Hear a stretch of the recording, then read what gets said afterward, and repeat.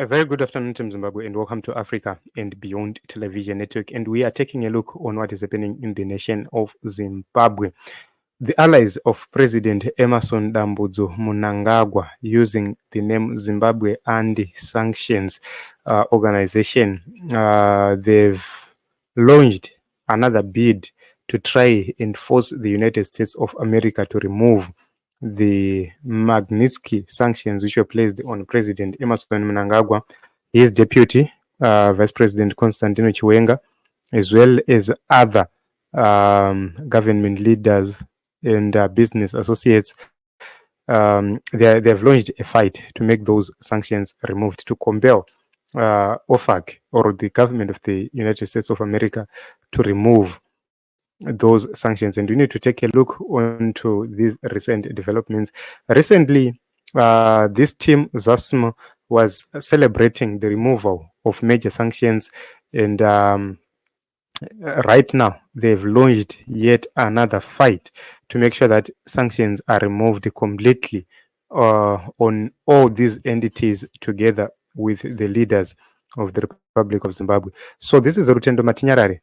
He wrote to OFAC and through an email, and said that he's concerned about the legality of these Magnitsky sanctions on 11 Zimbabwean, and they were imposed unilaterally and extrajudicially. This is what he said, based on untested allegations of human rights violations and corruption without due trial or due process. And he asks the government of the US how they justify these extrajudicial actions, seemingly contradicting the principles of the rule of law by punishing individuals without proper judicial process. He went on to also say that the burden of proof seems to be illegitimately placed on the sanctioned individuals to prove their innocence after being presumed guilty and punished or sanctioned extrajudicially, and asks how this aligns with the Universal Bill of Rights, which was established by the US government for the UN in 1945. And he says that why is it that the fundamental rights of these individuals are inconsequential or divisible? And he raised another point and says that, considering the President Emerson Mnangagwa's placement under the sanctions, he is the head of the Zimbabwean government, and he says his interaction with all government departments, are these sanctions not risking or tending the public institutions he oversees, potentially, which may lead to further sanctions on these public institutions as a result of collective punishment of civilians? So these are very, very important issues which are being raised by Rutendo Matinyarare, but they need to be looked at upon with a right mindset, not with a one-sided mindset. He then asks about Kudakwashe Tagwirei, Obeichimuka, and Sandra Mpunga, who are billionaires according to him, and they are associated entities like Fossil Agro and Fossil Contracting, which were also placed on these sanctions. And what is of significance is to note that when there are allegations of human rights abuses, the government must prove that they are not violating human rights.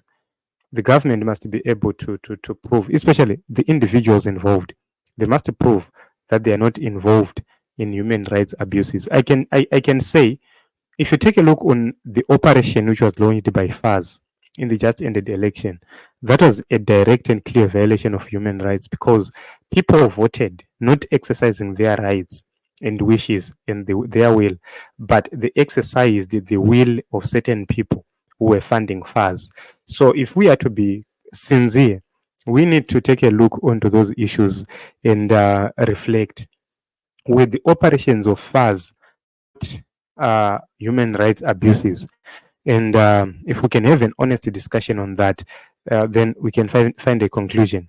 Let us go back to 2018. 2018, so many people lost their lives. Moshande Commission was enrolled and it made certain recommendations. Did the government manage to implement those recommendations which were involved in the Moshande Commission? That is very important. Recently, we saw massive evictions happening without court orders. The major question is, were they not human rights abuses? For how long can a person place and be regarded as a permanent person? How can somebody be registered to vote in using an address which is non-existent? That is very important for the government to note. When census was done, where these areas where which eviction was happening, were they marked as illegal areas or illegal places? Why is it that a lot of people have been in such areas for a very long time and the authorities were not acting? Whose fault is that? If the authorities fail to implement the laws which are already available, does that fall to the victim, or the government itself must find a remedy for its failure to execute its laws diligently and effectively? So all these issues are very important when you're dealing with these issues. And if you take a look on these issues, this amounts to human rights abuses. Right now, there are calls which are happening, and the government is quiet about them. I can tell you, the people of Chingwizi area, they are being told each and every time meetings are being held, and they are being told that anytime they are going to be evicted from the places they live. And the others are being told you go to Bubi, others are being told you go to 1 hectare pieces of land. There is no clarity about all those issues. What is the government doing to make sure that they protect the rights of such people? And if they are forcibly evicted without compensation or without following due process, are those not human rights abuses? And who is there to police the powerful authorities if they engage in such activities? What is of concern and worrying is that the judiciary in Zimbabwe has been outrightly captured. Nobody can deny those facts. And we've seen it through the incarceration, continuous incarceration without trial or bail of Honorable Job Sikala. We saw it happening. That was clearly in violation of his rights as a person. And there was no justification whatsoever of his continuous detention. So if you take a look onto those issues and the history of the judiciary, that the powerful people never lose cases, are we going to see justice being administered for the people of Chingwizi area? Some of them were placed in 1 hectare plots of lands, and they have livestock, they have big families, but they are living like slaves.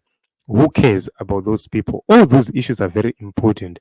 I'm not insinuating that the American people should intervene or meddle in Zimbabwean politics or things, but I'm simply asking that what does Rutendo think about those issues? We need to have an honest conversation as Zimbabweans. We need to find solutions. We need to have conversations which are not one-sided. We need to have fruitful conversations which are going to bring us to finding solutions. I believe that if you forcefully evict somebody from a piece of land is occupying without compensation, without an alternative piece of land, without erecting proper infrastructure like schools, clinics, roads, water facilities, then those are clear human rights abuses because people are entitled by the constitution to have these rights. So whatever thing which is happening, especially the eviction of people without court orders, this one was completely illegal. So how do we deal with such ignorant leaders? That is a very important question which we need to have answered by Rutendo Matinyarare. So, moreover, we would like to hear the presentations.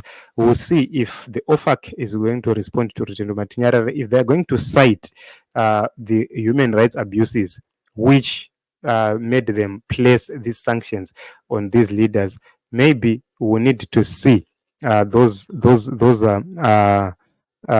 being listed so that we can further elaborate these questions to the government of the Republic of Zimbabwe and to everybody who is fighting in the corner of the sanctioned people. So I believe that this is the beginning of a conversation, a very important conversation, which needs to be approached without fear or favor or prejudice. And I hope and believe that each and every citizen will be obliged to participate in these issues, because we need this issue to be settled once and for all. But let us take a look on some comments right here, if there are further also deliberations. So this is, I believe, this is an automatic response which was given by Team OFAC, and we'll see how they are going to deal with this matter and deal with. Are they going to respond to Rutendo, or are they going to give an explanation to Rutendo, or are they going to ignore? So he says something very important. He says there was a question which was asked, and you need to ask to read that question. I don't know if I will be able to find it. But you just today claimed you put an end to sanctions. This was something which was asked, but we did. Sanctions on 11 people are not sanctions on 16 million people. This contradicts the question Rutendo asked, I think, on number 2. Rutendo clearly, on number 3, clearly talked about the sanctions on President Emmerson Mnangagwa. Are they not going to also make other institutions he is leading to be placed on sanctions? And if you take a look onto this one, he clearly indicates that that was the celebration they had when sanctions were removed. These sanctions were affecting everybody, but right now they are now on 11 people, not on 16 million people, which makes the third point he made fall away. So you got an automated response. Okay, sanctions must fall. Sanctions are evil and must fall. And I'm going to Victor Wegasha. We understand. Via email, high level engagement, getting things done. Famba Rutendo Famba, and 11 people were under sanctions, not Zimbabwe. Grant standings. Go and see Victor. Spot on my brother. So these are the responses which are right here. And another one says that this is something Zadiro Sugar, President Mnangagwa is committed to ending inflation and skyrocketing prices. As Deputy Minister Mnangagwa stated that the next few weeks will bring better days for Zimbabweans. Okay, is this a promise? Okay, so we have to take a look onto this one. We need to revisit this one. So I have to retweet it for the purposes of taking a look onto this one. So we need to have an oversight of what they said right here. Okay, so they don't want to waste their time on glory hunters. Okay, so this is what is happening in the nation of Zimbabwe. Team Mnangagwa, or the allies of President Mnangagwa, have launched a fight against the United States government, and they are claiming, they are asking questions, very important questions to them, to the government of the United States, to have some answers. They are asking why they have placed 11 individuals and entities on sanctions. So these are 8 people and 3 business entities were designated with Magnitsky sanctions. So personally, I'm not privy to a lot of things which are happening in terms of what really made the US place these sanctions, in terms of the actual human rights they cited. We have to take a look further on that one so that we can have a broader discussion. So wait and see if the United States government is going to respond to this, and if they manage to respond, then we have a more lengthy conversation. So it is what it is. Team Zimbabwe will continue to watch and see what is really happening in the nation of Zimbabwe. So meanwhile, let us continue to subscribe, to comment, and also to share to as many people as possible.